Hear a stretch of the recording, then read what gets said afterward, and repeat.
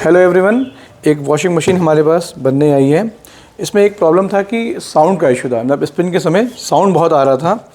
और ये क्यों आ रहा था और किस वजह से आ रहा था, या हमने क्या पार्ट चेंज किया है और क्या प्रिकॉशन ले सकते हैं, ये हमारे मास्टर इंजीनियर मनीष जी मेरे साथ हैं, वो आपको गाइड करेंगे। मनीष जी बताएंगे आप? जी नमस्कार सर। ये स्पिन में आपने पूछा कि जैसे आवाज़ आती है तो आप जब ये डोर खोलते हैं, ये ड्रम होता है इसमें।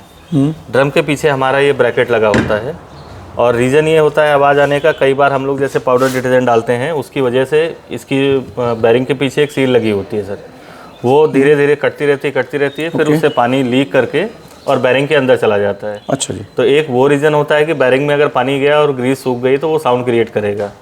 दूसरा रीज़न ये होता है कि हम वॉशिंग मशीन में कई बार ओवरलोड कर देते हैं। जैसे कि ये 8 किलो की मशीन है और आपको कपड़े डालने चाहिए हैं लगभग 8 किलो के हिसाब से 10 से 15 कपड़े, और हम लोग क्या करते हैं कि जब तक टब में आता नहीं है तब तक वो डालते रहते हैं, ज़्यादा कपड़े भर देते हैं, उस वजह से प्रॉब्लम आती है। तो उससे क्या होता है, फ़र्क ये होता है कि जैसे ये ब्रैकेट है और ये ड्रम के पिछले हिस्से में ऐसे टाइट होता है। ओके। और ये आपको ड्रम को होल्ड करके रखता है।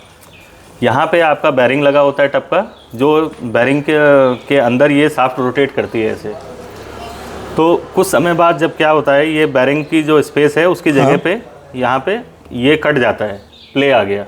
ओके। अब क्या होगा, जब ड्रम आपका स्पीड में घूम रहा होगा, वैसे आप देखेंगे नॉर्मली चलेगा, वॉशिंग करेगा सब कुछ, जब स्पिन पे हाई स्पीड जाएगा तो जो गैपिंग है चाहे वो 1 mm की ही हो, वो इसमें टकरा के ब्रेक में खट उसी से साउंड की जो प्रॉब्लम इसी की वजह से आती है। इस मशीन में यही प्रॉब्लम थी सर।